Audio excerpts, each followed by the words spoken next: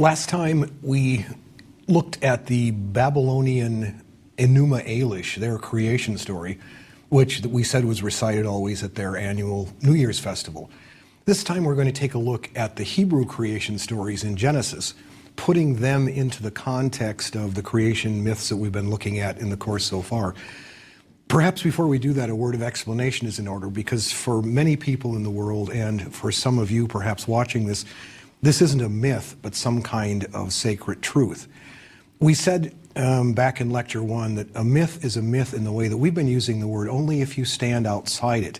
From inside, it may look like sacred scripture or divine revelation or some kind of truth. As we said there, one person's myth is another person's divine truth. For purposes of our course, we can't very well ignore the Genesis account since they form a kind of substratum for our entire culture. But if we put them into this course, in this course we have to consider them as myths, that is, as another culture's way of explaining the world to us.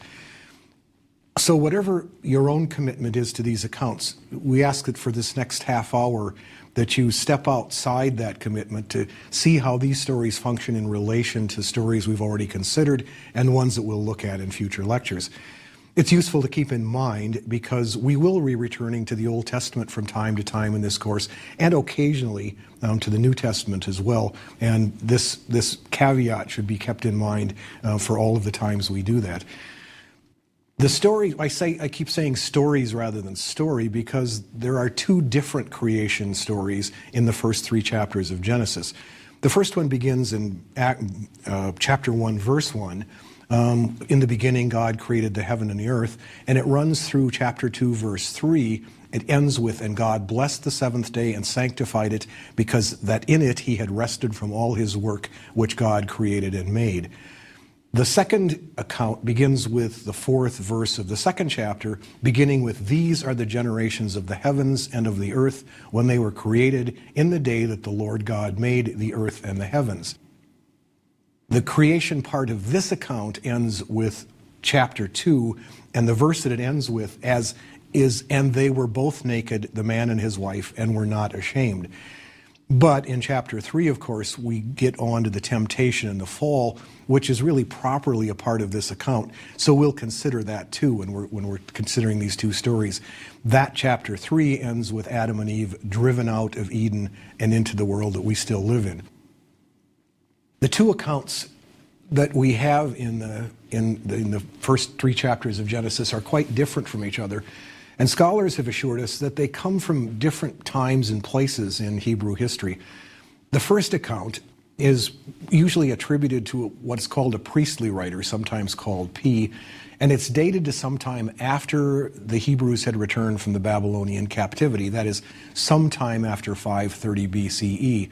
The priestly account was interested in ritual and in ceremony, and it's probably significant, or at least characteristic of him, that he ends his account by reminding us of the sanctity of the Sabbath. The other account is probably much older, dating, scholars think, back to about 950 BCE, and it may itself be a redaction of two different versions of the creation story, one from the northern kingdom and one from the southern kingdom, from that time after the reign of King Solomon, when the Hebrews had divided themselves into two very separate and independent nations. The authors of these two accounts in the second story are sometimes called Y or J on the one hand and E on the other, based on the word they use for God, that is either Yahweh or Elohim. The concerns of the two stories are different from one another, but they do share the idea that the God who created things here is a universal God and the only God. This is the first story that we've had in this course so far, anyway, from a monotheistic tradition, that is, a tradition that believes there is only one God. In other stories, there may be a supreme God, as Zeus is for the Greeks, as Marduk becomes for the Babylonians, but beneath him there are many departmentalized deities, each one responsible for some specific task or function. How the Hebrews developed monotheism when they were entirely surrounded by polytheistic cultures, it would make another whole course in itself. S. David Sperling, in the Encyclopedia of Religion, in the entry under God, says that there probably were earlier polytheistic forms of Hebrew religion. He says you can verify those by certain passages from the Old Testament. But that after the Babylonian captivity, the Hebrews rewrote their early history and their sacred books to make it seem that they had always been a monotheistic people, or at least that they'd always worshipped just one God. As David Sperling says in that account, he says, in other words, what the Hebrew scriptures present is largely a retrojection of monotheistic beliefs of the exile and post-exilic periods into true early Israelite religion. That is, they rewrote their early history to make it match more carefully with what they believe now. That they should have been polytheists at one time is not surprising. The Hebrews came from Mesopotamia, which was very much a polytheistic culture, and they were, all the time that they lived in their own land, they were surrounded by polytheistic peoples, the Babylonians, the Assyrians, the Egyptians, the Canaanites, the Hittites. Everyone believed in multiple gods except for the Hebrews, so that the real surprise is that the Hebrews came up with a monotheism that is still a basis to this day for Judaism, Christianity, and Islam. Our point here, however, is that in these stories, both stories in Genesis, both stories attribute creation to a single universal God. Since the second story is presumably the older one, we'll begin with that one. This one seems a little more at home in Palestine than the first one because the topography is dry. It's a dry climate, so that God has to water the ground with a kind of mist that comes up out of the ground before it rains for the first time. The story begins with God creating Adam out of dust, forming him presumably with his own hands, and then breathing into his nostrils the breath of life, and Adam becoming a living soul. That's the first act of creation. This one is familiar too from all other creation myths. The Egyptians have a myth in which human beings are made out of clay and straw on a potter's wheel. And then when the creation is done, the goddess Hathor holds up an ankh to the nose and mouth, and the human being at that moment begins to live.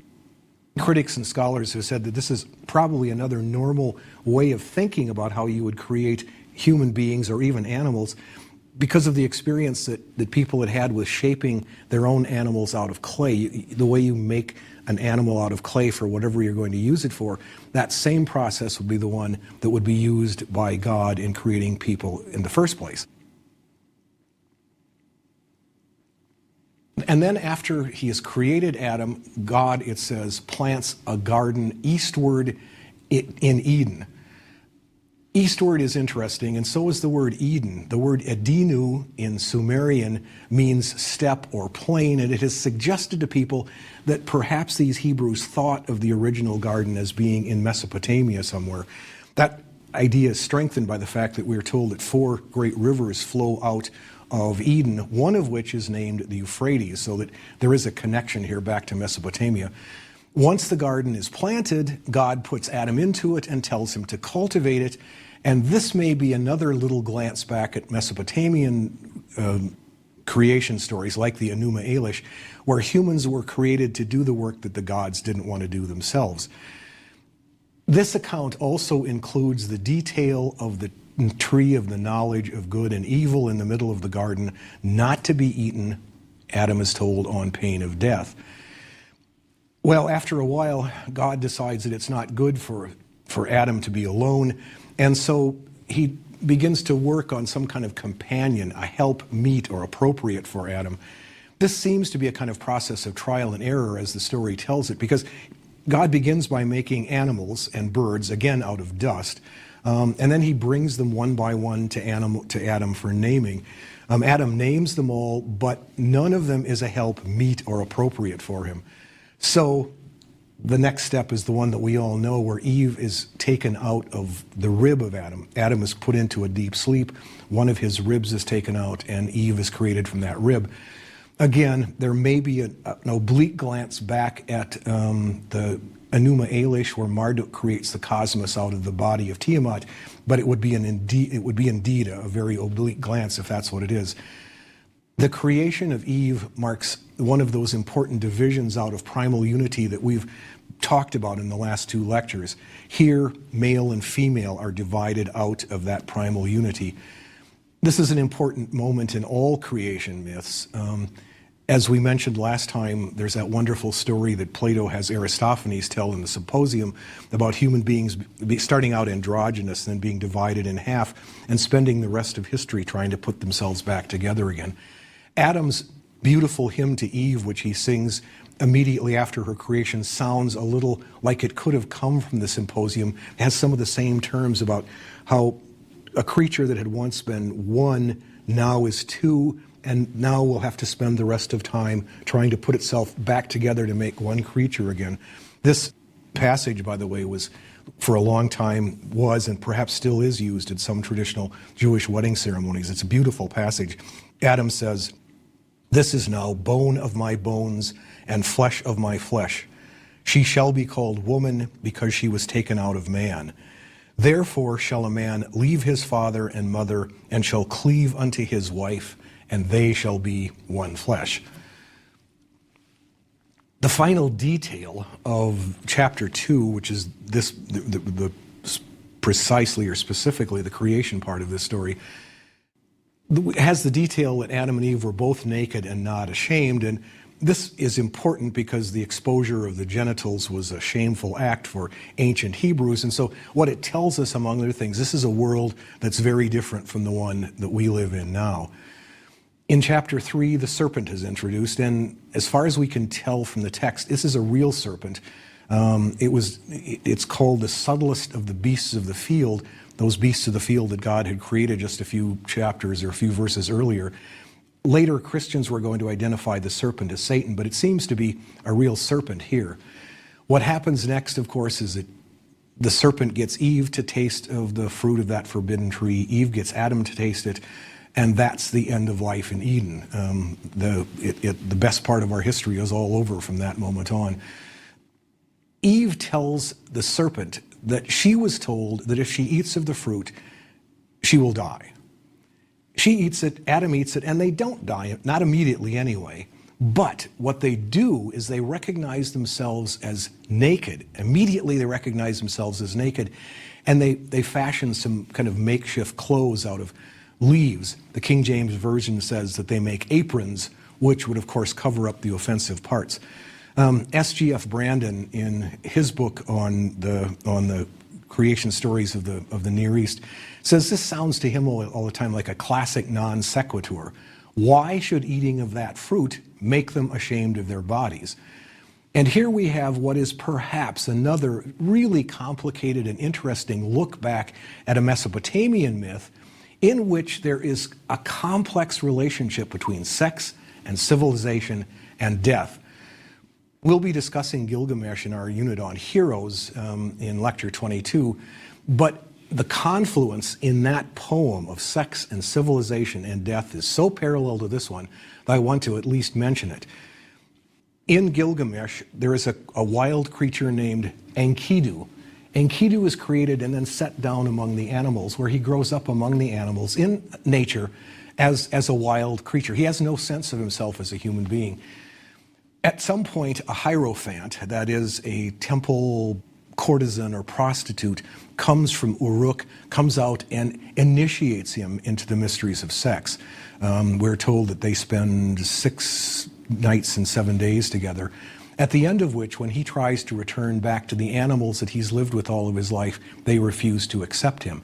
Something has happened, some change has taken place, meaning that he is no longer comfortable at one with those in that natural state that he was before the Hierophant came to see him. What she does next is she teaches him the rudimentary arts of civilization. She teaches him how to cut his hair, how to put oil in it, how to bathe, how to wear clothes, how to eat prepared food, how to drink wine. And then once she has completed this kind of education for him, she takes him into the city of Uruk, where he becomes the boon companion of Gilgamesh, the great king of Uruk. When she does, he's a little unsure of himself as he passes through these stages, considering where he started. But whenever he regrets something that he's lost in the process of moving from the state of nature into this state of city life, She always tells him, "You are wise, Enkidu. You have become like a god," which sounds very similar to what the serpent says to Eve in this story, where he says, "If you will eat, you will be as the gods, knowing good and evil." And God later verifies this, because after the fall, he says, man is become one of us to know good and evil. The connection with death is very clear in the Sumerian story as well. As soon as Enkidu moves to the city, he knows that he will die in a way that he wasn't aware of before. And when he gets sick and he knows that he's dying, he curses the Hierophant who brought him here, who introduced them to all of this. Adam and Eve, too, seem here to become aware of themselves as sexual beings only after they've eaten the fruit. At least according to the story, it's only after they've been evicted that they have sex and that Eve conceives and bears Cain. There's a somewhat parallel case we've already mentioned in this course in Hesiod's account of creation, in which in the Golden Age, as we were reminded, there were only men. Men were punished by Zeus when he created Pandora, the first woman, and then placing her in their midst. And she's the one who introduces disease and suffering and agony of heart and death into the world. The story here, all of these stories, in fact, suggest that there are deep connections between the separation of initial wholeness into independent genders, an awareness of sexuality, and hard work and death. All of these things seem connected and related in some ways. And the emergence of civilization is in all of these myths too. Here, the descendants of Cain, the first murderer, are the people who go out and build the first city, so that even the connection, the relationship between cities happens here. That's a good question that everyone has to ask when they're reading a story like this, is that why in so many creation stories does the fall from grace happen so soon after creation? This story provides at least part of that answer, because as we keep reminding ourselves, one of the parts of wisdom, one of the kinds of wisdom that creation myths has, is that the created world is always divided. It's always contingent. It always implies death. To be alive is to be imperfect. It's to be on the way to death, on the way back to the perfect equilibrium and entropy before creation. Life is thus, in this sense, a constant struggle against sinking back into entropy.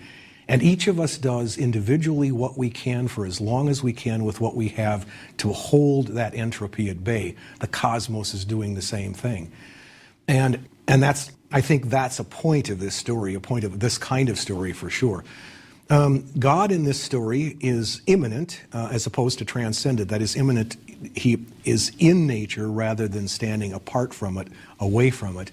God is immanent in some really nice and charming and interesting ways in this story. He makes Adam with his own hands, and then he plants the garden himself. I always think there's a wonderful picture of God sort of pottering around in the garden with the digging tools in one hand and some pots in the other, and putting the plants out for himself. And in the evenings, he takes walks in the garden, and he comes to talk to Adam and Eve. One night when he comes to walk and talk with them, he notices that they're wearing aprons, and he jumps to the same conclusions we've talked about earlier. He immediately says, "Have you been eating from that fruit from that forbidden tree? How did you know that you were naked?" And then, in this story, God pronounces his doom on Adam and Eve, which makes this also an etiological myth. That is, it's a myth about causes, explaining why things are the way they are. He lays a curse on the serpent. The serpent will from now on be legless, will eat dust, will be abhorred by human beings. He tells Eve that childbirth will be painful and that women will henceforth be subordinate to men. And he tells Adam that it will require an immense amount of hard work to wrest a living from an earth that now will no longer cooperate with him, but be resistant. And finally, the big curse, he says, death is going to happen. You will return back to the dust from which you were made. There's a final imminent, and I think really touching detail in this story. We are told that before God kicks Adam and Eve out of the garden, he makes clothes for them. And again, I have this is my own personal picture. Nobody's ever suggested this, but of God, threading his needle and sewing some clothes together, meanwhile shaking his head in sorrow at how badly this whole thing had turned out. The whole story is an intriguing one, and it raises a lot of really good questions that people have been asking for hundreds and thousands of years. And that is, one of the questions is, how long really, if you imagine yourself as Adam and Eve in the garden, how long really would you have been able to hold out against that injunction not to eat from the fruit of that tree? What is the purpose of that tree anyway? Why is it there? Why does it have to be there? In our own terms, you can think of when you're a child and your parents tell you not to touch a hot burner of a stove. There's an increasing need to touch that burner once just to find out if what your parents told you is true. The moment that you do put your finger on that burner, the knowledge is internalized. We have just swallowed the fruit at that moment. We've made it part of ourselves in a way that up until now, it was only an external prohibition. It seems inevitable that we would have tried that fruit. We would have had to sooner or later, given enough time and enough restlessness and beginning to wonder, why can't we eat from that tree? Later interpreters, and I'm thinking specifically of John Milton in his Paradise Lost, really thought that eating the fruit of that tree allowed humans to grow up. It marks the maturation of the human race. Up till then, he said, humans were like children. They were doing what they did because they were told what to do. When we eat of that fruit, we put the knowledge of good and evil inside ourselves. That is admittedly a later Christian interpretation, but I think the story invites us to think about these things in this kind of way while we're reading it. The first creation story is the newer one of the two, and it is really in some ways very different from the older creation story. The topography of this one is a vast and formless sea, and we've noted. We've already run across this in Egyptian creation stories and in Mesopotamian creation stories. In this one, we're told, out of this vast and formless sea, over the top of it, the Spirit of God moves on the face of the waters. And that's when creation begins, when the Spirit of God begins to stir up this primal sea. Again, we've already seen this at least once. This is what happens in Egyptian stories when Atum begins to stir the waters and mounds of earth begin to appear from underneath that primal sea. In this one, the first thing God does is when he begins to move is he creates light. Light is definitely God's creation. God said, "Let there be light," and there was light. And then after that, what God does, as we've noted in earlier lectures, is more or less divide up things that are already there. He divides land from land, and land from sea, and water from water, and night from day, and does all this kind of dividing up with the things that already there. In this story, God is not immanent. God does not appear in nature. God is transcendent. That is, he stands way apart from nature, over against it, and he brings things into existence without any obstacles or oppositions. There are no Tiamats here that have to be destroyed in order for God to do what he wants to do. In this version of the story, as the last one we said Adam was created first, here human beings are created last, not first, and they are created as the crown of creation, as that perfect star on top of the perfect Christmas tree, not as someone to work in the garden, but someone who is given dominion over everything in that perfect garden. A key passage in this creation story is verse 27, where we are told that God created man in his own image. In the image of God created he him, male and female created he them. Just before that, he says, "Let us make man in our image after our likeness." And the plural pronouns here have bothered people for a long, long time. Who's us? Who's the our of our image? Who's the our of our likeness? We've been told that Elohim is grammatically, that's one of the names for God, is grammatically a plural noun. So maybe we're getting a technical grammatical point, even if it makes it really confusing for us. Others have said that perhaps this is another way in which this creation account leans back toward Mesopotamia, because in Mesopotamian accounts, creation of human beings is always a corporate effort, with the gods sitting around with clay, messing around with different shapes and sizes, trying to find out something that they think would really work. It's always a corporate effort. Anyway, in this story, humans are made in a way that's different from that of all other animals. They are made in the image of God, and God says everything is good. Everything he's created is good. It's very good, including human beings, which are made at the very end. And here, Adam and Eve are told immediately to be fruitful and multiply, so there's no difficult confluence in this story of sexuality and disobedience and death and civilization as we had in the other story. The whole story here is just a great triumph of careful planning.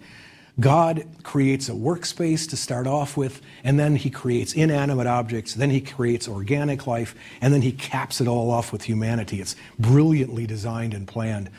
On each of the first 3 days of creation, he makes a basic feature of the cosmos. He begins with the sky, then the waters, and then the dry land. And next come the inhabitants of these regions, the sun and the moon, fish and birds, animals and human beings. And he does this all simply by speaking.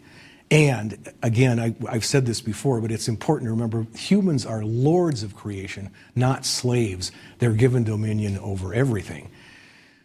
In that dominion has become, of course, over time, somewhat problematic for some people, at any rate, because in a creation story in which God is transcendent, he isn't in nature in the way that he is in many religions, or he or she is in many religions, and he gives all of creation over to the control of human beings. Other cosmologies put humans in a more egalitarian position in which animals and birds and trees are our brothers and sisters. And in many other creation accounts, God lives in nature so that every mountain, every rock, every brook, every animal, and every bird is to some extent sacred.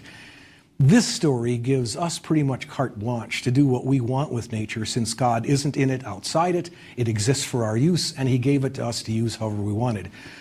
The ecological consequences of this are obvious now. We could sometimes wish that we had been heir to a tradition that required us at least to apologize to a buffalo when we had to kill it, or to a mountain when we had to level it, and do as little of this as we possibly could get by with. There was an 18th century clergyman whose sermon I read once who argued in the sermon that the only reason that animals were given life at all was to keep their meat fresh until we killed it. This is the days before refrigeration. So there's no sense of animal rights here.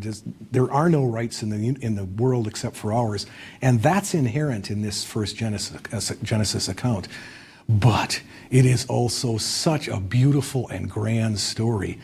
It's one of the finest hymns of creation that has ever been written. All of the sentences are paratactic, which means that the clauses are simply placed side by side and then strung together with ands, and the whole story marches in such grand way from beginning to end. And God said, "Let there be light," and there was light. And God saw the light that it was good. And God divided the light from the darkness. And God called the light day, and the darkness he called night. And the evening and the morning were the first day. It's a beautiful, grand story. It's inspiring just to read it. In the classification system that we're using, a way of dividing up creation stories, this one, of course, is an ex nihilo story. Charles Long, in a book called Alpha, says that these are the kinds of stories in which God creates by thought, word, or dream.